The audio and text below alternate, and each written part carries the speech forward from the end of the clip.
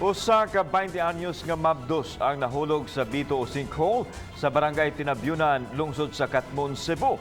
Ipahigayon ang search and rescue operation sa mga sakop sa Disaster Risk Reduction Management Office sa mga lungsod. Sa lungsod ug mga silingang LGU apan, temporaryong nahunong ang operasyon tungod kay lisod sudlon ang bito ug di makasugakod ang kahimanan sa mga rescuers.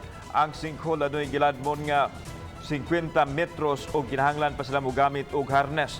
Nasuta nila nga nakabsan na sa kinabuhi ang babae. Maong gi-resume na sab ang retrieval operation. Nasayran nga 8 na kaadlaw nga namising ang babae nga giingon nga adunay suliran sa pangisip. Nakita gyud positive nga naa dito sa ilawom. Oo, positive yun. Nakita gid sa kamera nga naagya dito, nahitao dito nga nagtubo. So nagbuyod na wala na maglihok. Oo, wala na kinabuhi na.